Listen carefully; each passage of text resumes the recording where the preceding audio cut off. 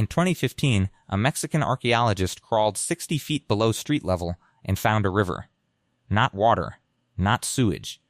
Liquid mercury, pooled inside a chamber that had been sealed for 1,800 years, hidden directly beneath a modern city where families were, at that exact moment, buying tortillas on the sidewalk above him.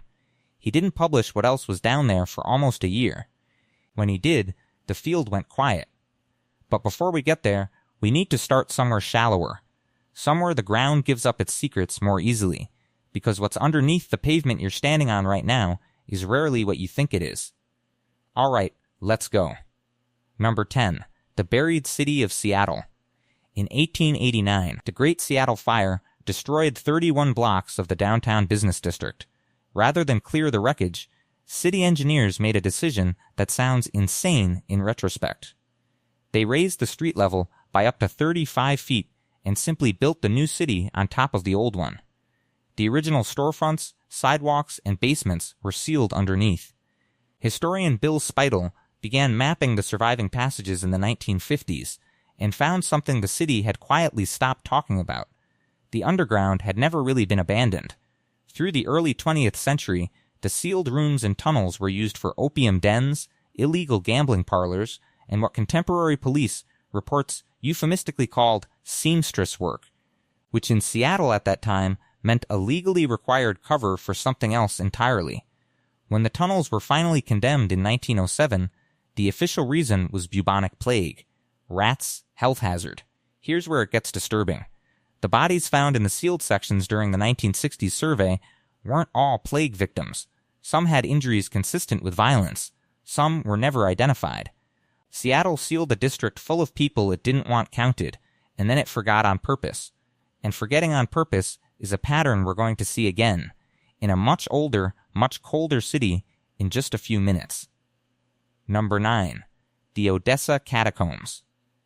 Beneath the Ukrainian port city of Odessa runs the largest catacomb system on Earth. Not the Paris catacombs, which most people assume hold that title. Odessa's tunnel network stretches an estimated 2,500 kilometers, quarried out of limestone over 2 centuries as the city was built up above it. Only a small fraction has ever been mapped. In 2005, a group of teenagers went into the tunnels for a New Year's Eve party. According to the account collected by local speleologists, one of them, a young woman named Masha, got separated in the dark. Her body was recovered 2 years later, deep in an unmapped section, by a search team led by Odessa cave explorer Eugene Lapin. She had died of dehydration, still holding a lighter that had run out of fuel. But the real horror of the Odessa catacombs isn't the ones who died down there. It's the ones the Soviet regime put down there during the Second World War, and the ones who never came back up. Historical estimates of partisan casualties in the tunnels run into the thousands, and Ukrainian researchers have documented sealed chambers containing human remains that predate the war entirely. No one knows the total. No one is looking very hard. What lies unmapped beneath Odessa may include a mass grave larger than any European battlefield, and it's still under someone's apartment building. Number 8. Mary King's Close. In central Edinburgh, directly beneath the Royal Mile, sits an entire preserved 17th century street. It's called Mary King's Close, and it was buried, not by centuries of natural sediment, but deliberately by the Edinburgh City Council in 1753. The upper stories were demolished. The Royal Exchange was constructed on top. The lower floors, the shops, the family homes were sealed intact. The reason given at the time was structural. Modern archaeological surveys, led in part by AOC archaeology beginning in the early 2000s, tell a different story. Records from the plague years of 1644 and 1645 describe the close as one of the worst affected areas of the city. Popular Edinburgh legend claimed that plague victims were bricked up inside their homes while still alive. Historians long dismissed this as folklore. Here's where it gets uncomfortable. The archaeological survey found human remains in sealed rooms with no exterior access, remains that had never been given a proper burial. The bricking up may not have been complete. It may not have been systematic. But it happened. Edinburgh built a courthouse on top of a street where people were left to die behind their own front doors. And for 250 years, The lawyers arguing cases above never knew what was under their feet. This raises a question we'll come back to in number 4. Why do civilizations, over and over, choose to bury the dead not respectfully, but forcefully, as if they're afraid of what might get out? Number 7. The London Plague Pits. Between 2011 and 2015, the Crossrail construction project excavated a rail tunnel beneath central London. At Liverpool Street Station, MoLA, the Museum of London Archaeology, was called in to handle what workers had found. It was the Bedlam Burial Ground, active from 1569 to 1738, and it contained the remains of an estimated 30,000 people. Archaeologists recovered 3,300 skeletons before construction continued, but one specific find, a mass pit dated to 1665, changed how epidemiologists understand the Great Plague. Dr. Vanessa Harding at Birkbeck and researchers at the Max Planck Institute sequenced DNA from teeth in the pit. They confirmed Yersinia pestis, the bacterium responsible for bubonic plague. The pit contained 42 individuals, buried within a matter of days, in a city that at that moment was losing 7,000 people a week. And that's not even the terrifying part. Some of those Yersinia pestis strains, according to a 2016 Nature Communications paper, are direct ancestors of plague strains still circulating in wild rodent populations today. The disease that emptied London didn't die. It went underground, waited, and it is still here. Every major city built on a medieval European foundation is standing on layers of plague dead, and the pathogen that killed them is a single mutation away from being airborne again. Which brings us to something that was buried under a modern city, not by plague, but by something arguably worse: human choice. Number 6. The Bourbon Tunnel of Naples. In 1853, King Ferdinand II of the Two Sicilies commissioned engineer Errico Alvino to build an escape tunnel connecting the royal palace of Naples to the military barracks near the sea. Construction was halted when the kingdom fell. The tunnel was sealed. Then it was forgotten. During the Allied bombing of Naples in the Second World War, city officials, desperate for shelter, reopened it. Thousands of Neapolitans lived in the Bourbon Tunnel during the raids. Some died there. When rediscovered by speleologist Gianluca Minin and his team in 2005, the tunnel still contained the wartime debris. Motorbikes from the 1940s. Personal belongings. Statues of Mussolini, decapitated and thrown down there in 1943 by citizens who wanted no part of what came next. Here's where it gets darker. Interspersed with the wartime material, Minin's team documented cars from the 1950s and 60s. Impounded vehicles. Vehicles associated with organized crime activity. Vehicles the police, according to Neapolitan investigative reporting, disposed of by simply pushing them into the sealed tunnel and forgetting they existed. Naples used a 19th century royal escape route as a landfill for evidence, and it worked for half a century. What no one has fully cataloged is how many of those vehicles had someone inside when they went down. The tunnel is now a tourist attraction. The unexcavated sections are not. Number 5. The Cursed Tablets of Roman London. In 1979, during construction near the Walbrook Stream in the city of London, archaeologists from MoLA recovered a small folded lead sheet. It was, by that point, one of hundreds. Over the last century, Roman-era excavations across Britain have produced more than 250 of these objects, known as depictions, or curse tablets. Similar deposits have been found at Bath, at Ely, and along the Walbrook itself, where the concentration is unusually dense. The tablets were addressed to underworld deities. The messages, translated by classicist Roger Tomlin at Oxford, are shockingly specific. Names, crimes, requests for very particular forms of suffering. One London tablet asks that a thief's blood be turned to water. Another requests that a named individual, quote, become as dumb as this lead and never speak again. Here's the part that historians of religion still struggle to explain. Roman Britain was a broadly Christianized society by the 4th century. These tablets, some of them, are late. Someone in a nominally Christian London, someone who probably attended church on Sunday, was on Monday walking to the river, folding a lead sheet inscribed with a demand for the death of a neighbor, and dropping it into the water so a pre-Roman god would hear it. The soil under the modern city of London is saturated with what is, functionally, evidence of a shadow religion that never went away. It just went quiet. And that pattern of an older belief system buried but still operational points directly at number 4.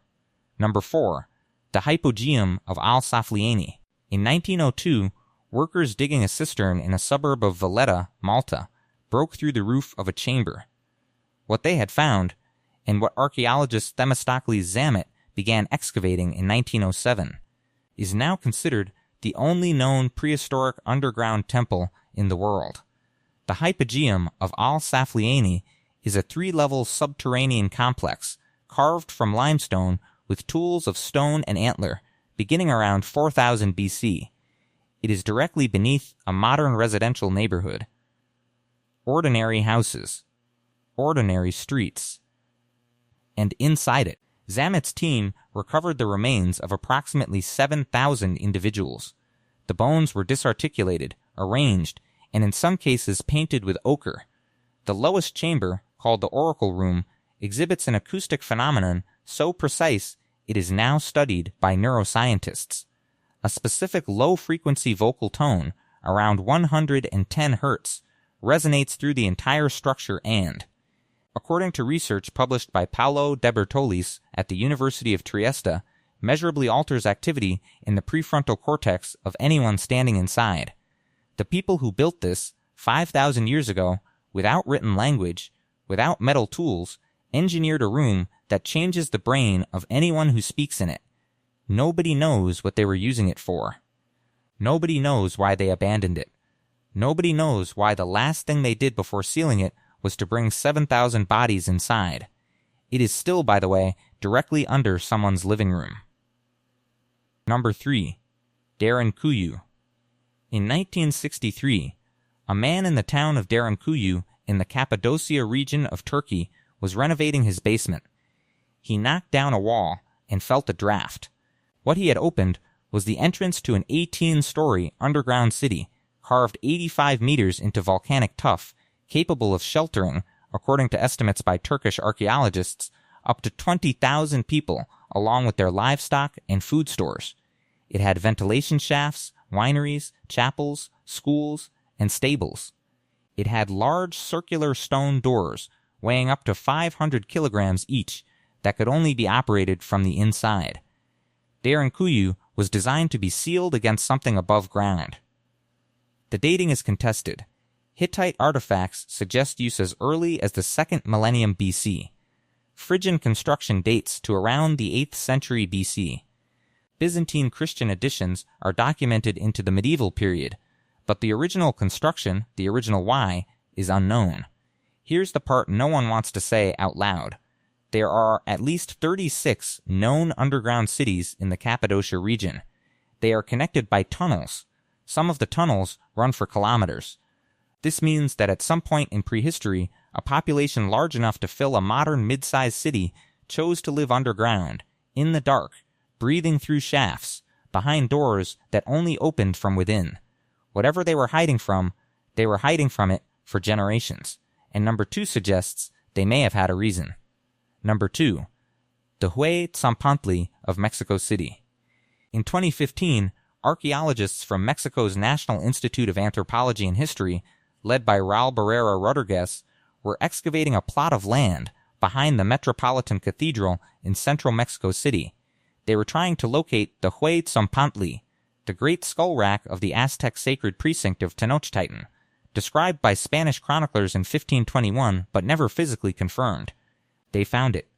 A cylindrical tower of human skulls, mortared together with lime, more than 5 meters in diameter, and, as of the most recent excavation reports in 2020, containing at least 650 individual skulls, with excavation still ongoing.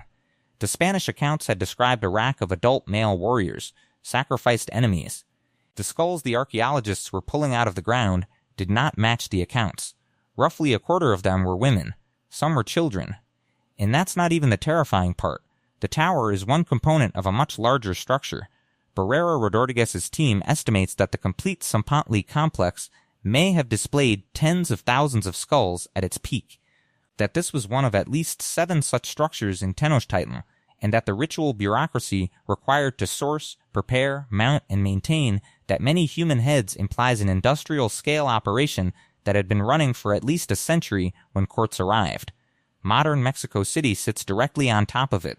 School buses stop on the street above it. And what the excavation has revealed is that everything the Spanish claimed about the scale of sacrifice, which historians have spent 500 years trying to soften as colonial propaganda, was, if anything, an undercount. The rack of skulls under the cathedral is real. It is larger than anyone believed.